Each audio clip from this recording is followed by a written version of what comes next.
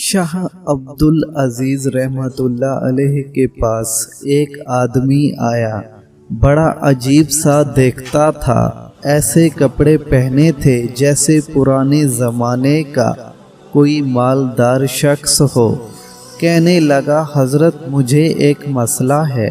شاہ عبدالعزیز رحمۃ اللہ علیہ نے پوچھا، کیا مسئلہ ہے؟ کہنے لگا، میں بہت مالدار تھا، بڑی عیش و عشرت میں زندگی گزر رہی تھی کہ ایک دن آقا نے مجھے نوکری سے نکال دیا، پیسے ختم ہو گئے، فکر کا وقت آ گیا، میں اپنے گھر چلا آیا، پیسے نہیں تھے تو گھر والوں نے عزت دینا چھوڑ دیا، میرے بچے مجھے ملامت کرنے لگے کہ گھر میں بیکار پڑے رہتے ہو، کوئی کام کیا کرو، میں گھر والوں پر بوجھ بن گیا۔ ایک دن غصے میں گھر سے نکلا، ایک گھوڑا تھا اور کچھ کپڑے لیے جانے لگا تو گھر والے رونے لگے کہ آپ کدھر جا رہے ہو، لیکن میں نہ رکا اور سفر کرنے لگا۔ کافی سفر کرنے کے بعد ایک جگہ انتظار گاہ میں بیٹھ گیا۔ وہاں کچھ عورتیں بیٹھی ہوئی تھیں، کچھ عورتیں مسافر تھیں اور کچھ عورتیں جسم فروش تھیں۔ جو وہاں انتظار گاہ میں مسافروں کے لیے بیٹھی ہوتی تھیں اور مسافروں کو اپنا جسم بیچتی تھی۔ کہتے ہیں میں وہیں پر پریشان بیٹھا تھا کہ ایک عورت آئی اور کہنے لگی کہ کیا چاہیے؟ میں نے کہا کہ میں مسافر ہوں، میرے پاس کچھ نہیں، اگر کھانے کو کچھ ہو تو دے دو۔ وہ میرا مقصد نہیں سمجھی۔ انہوں نے کھانے کو دیا تو کچھ عورتیں آ گئیں اور کہنے لگیں، رات کے لیے کیا ارادہ ہے؟ میں نے کہا میرے پاس آگے سفر کرنے کے بھی پیسے نہیں، جو کھانا دیا ہے اس کے بدلے مجھ سے کوئی مزدوری کروا لو۔ اتنے میں ایک عورت آئی اور مجھ سے بار بار پوچھنے لگی کہ آپ کیوں پریشان ہیں؟ تو میں نے پورا واقعہ بتا دیا کہ گھر والوں نے گھر سے نکال دیا ہے، میں کہیں مزدوری ڈھونڈنے کے لیے نکلا ہوں اور میرے پاس پیسے بھی نہیں۔ تو اس نے میرا ہاتھ پکڑا اور گھر کی طرف لے جانے لگی۔ میں نے کہا کہ میں آپ کے ساتھ نہیں جا سکتا، میں غریب بندہ ہوں۔ وہ مجھے زبردستی کھینچ کر گھر کے اندر لے گئی اور کہنے لگی کہ گھبراؤ نہیں، مجھے آپ کے حال پر ترس آ گیا، میں جسم مجبوری میں بھیجتی ہوں۔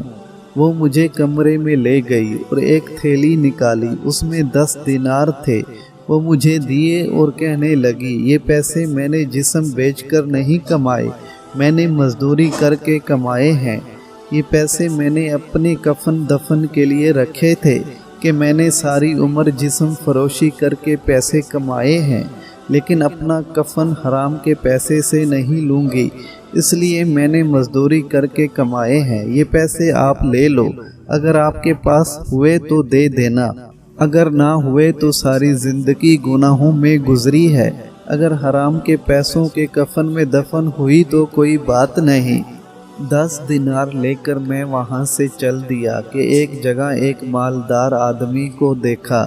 میں اس کے پاس گیا اور کہا کہ حضرت مسافر اور غریب آدمی ہوں، کوئی مزدوری چاہیے۔ وہ کہنے لگا، کون سا کام کر سکتے ہو؟ میں نے کہا ہر کام کر سکتا ہوں، فکر و فاقہ اور پریشانیوں کا مارا ہوا ہوں، ایک عورت سے 10 دینار قرض لے کر آیا ہوں، جو بھی کام بولو گے کروں گا۔ انہوں نے مجھے اپنے ساتھ مزدوری پر رکھ لیا۔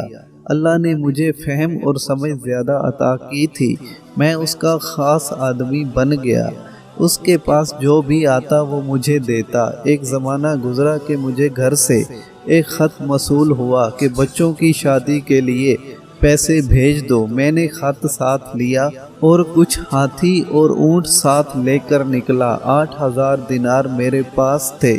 اس وقت 8000 دینار آج کے مطابق کروڑوں بنتے ہیں۔ 8000 دینار ایک تھیلی میں لے کر چل پڑا۔ جب اسی انتظار گاہ پر پہنچا تو میں نے وہاں کی عورتوں سے پوچھا کہ یہاں فلاں عورت رہتی تھی؟ وہ کہنے لگی کہ ہاں وہ تو بیمار ہے، بستر پر پڑی ہے، فکر و فاقہ میں ہے، کھانے کے لیے بھی کچھ نہیں ہوتا، ہم سے جو بچتا ہے اسے کھانے کو دیتی ہیں۔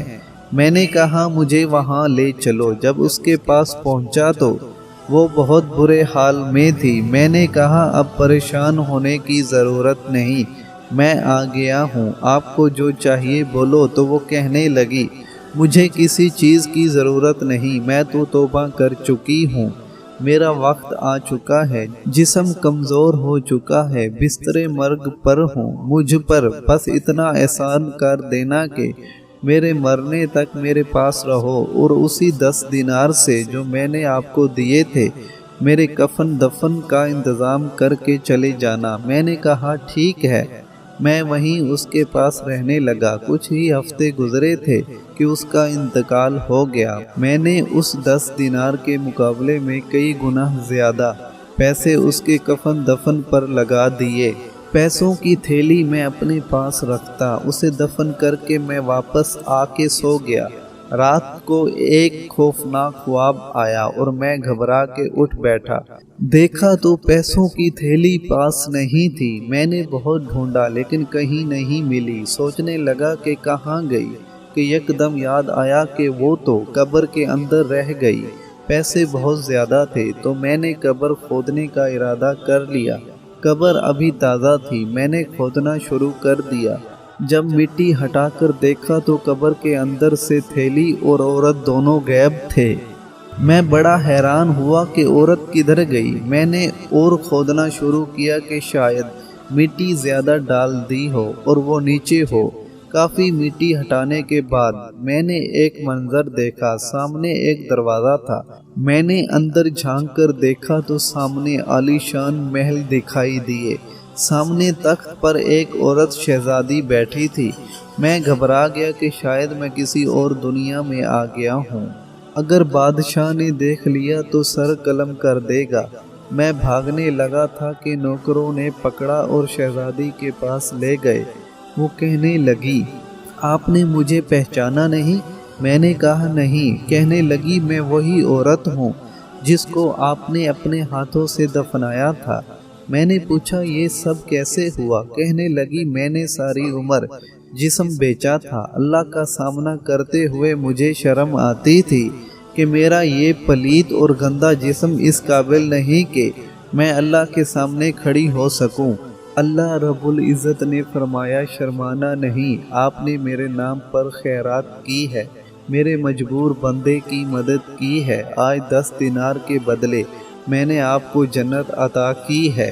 کہتے ہیں میں نے قبر میں 3 ساعت گزارے تو اس عورت نے کہا جلدی یہاں سے نکلو، اگر تھوڑی دیر اور رکے تو دنیا کا نظام بدلا ہوا ہوگا۔ میں قبر سے نکلا تو دنیا بدل چکی تھی، لوگوں کے کپڑے بدل چکے تھے، جو انتظار گاہ تھی وہاں پر عالی شان عمارت کھڑی تھی، سب کچھ بدلا ہوا تھا۔